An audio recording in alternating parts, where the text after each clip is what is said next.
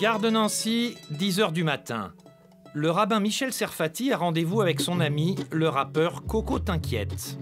Depuis peu, c'est aussi son employé. On a pris le train de 7 h, comme je t'ai dit. Et les horaires, c'est pas trop son truc. Sacré numéro. Même pas bonjour, direct le caméra. Ah, bonjour. Bonjour, moi je Ça va? bonjour. Ouais, Ok, ça va? Bonjour, comment ça Bon, va? allez, on prend la route, tout de suite. Ouais, y a pas de souci. Allez. Non, il est en retard, le... Non, t'as pas pris 7 h, je t'avais dit d'aller tôt. Michel Serfati est pressé. Le programme de la journée est chargé. Il s'agit de réaliser à 100 km de là un clip pour l'association du rabbin, l'Amitié judéo-musulmane de France. Là, on part pour le tournage du premier clip jamais réalisé au monde. Le featuring du siècle. Monsieur Serfati et Coco T'inquiète. C'est un moment mémorable. On est à Nancy. Regardez bien ce qui va se passer. C'est vrai que c'est la première fois qu'il y a un rabbin qui va rapper, je crois. Au monde, c'est la première fois. Un ancien braqueur qui sort tout juste de 9 ans de prison et un rabbin pacifiste rappant dans un même clip, c'est effectivement du jamais vu. Tu adores te prendre en selfie, hein? C'est 2016, monsieur Serfati, il faut vous y mettre. Hein. C'est 2016 C'est Internet, ou c'est 2018. Snapchat. C'est fini, les pigeons voyageurs. Arrivé à Gérardmer, une petite station de ski dans les Vosges, à 1h30 de route. Grande première pour Coco, qui n'est jamais allé au ski. Comment s'appelle ça, le truc là, où tu montes dedans là? Un télésiège. Ouais, télésiège. Ça par contre, faut que j'essaye. Ouais. Ah bah Pas ouais. de chance pour le clip, une pluie glaciale arrose la station. Mais le rabbin a tout prévu. Un peu de détente avant le tournage, la luge. Une première pour le rappeur citadin.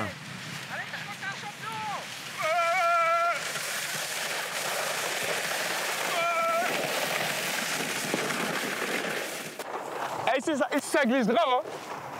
Ça glisse beaucoup ici, attention. Petite accalmie météo, le clip peut commencer. Tous unis.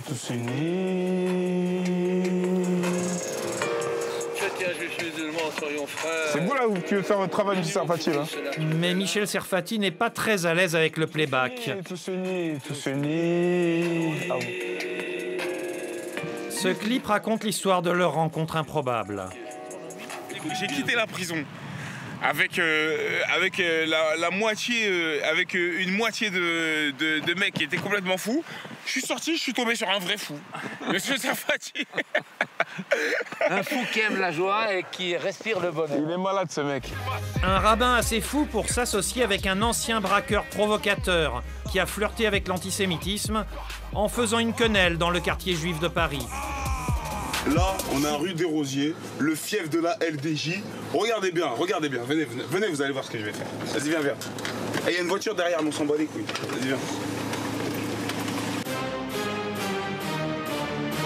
J'avais fait une grave erreur avec cette quenelle à la rue des Rosiers et il fallait que je me rattrape à ma manière et pour moi des excuses c'était pas juste dire je m'excuse, c'était pas assez, il fallait que je le démontre, il fallait que je le prouve aussi. Et Ouais. oui, racontez-moi, vous l'aviez au téléphone en prison? Je lui ai envoyé un Je me SMS cachais sous le coussin pour parler. et je lui dis « Prépare-toi, je t'appelle ». Il devait mettre sa tête sous le coussin et cacher le téléphone parce qu'il n'avait pas le droit d'avoir un téléphone bien sûr. en cabine. Gros big up à ce surveillant qui m'a aidé à rentrer mon téléphone portable à Châteauroux. Ah. Tous unis. Pourquoi vous avez choisi cet endroit pour filmer ce clip avec Coco? J'avais envie de dire autour de nous, regardez les merveilles géographiques de la France. Venez les découvrir. Sortez de vos brasiers, sortez de vos quartiers. Le meilleur du monde. Coco T'inquiète. L'isolement, c'était très dur, je l'avoue, je me demande comment se fait-il que je sois vivant. Tous unis. Amis des chrétiens, je cherche le frère musulman. Préjugés antisémites, clichés anti-musulmans, jetons... Dernière prise de vue sous le regard étonné des personnels de la station. D'où il vient le groupe? En fait, c'est pas un groupe, c'est une association d'amitié pour promouvoir l'amitié entre les juifs et les musulmans, en fait. Il y a du travail. Ouais. Bah, c'est bien, il y en a qui essayent de le faire, en tout cas. Bah oui. Ouais, c'est vachement important. Ouais.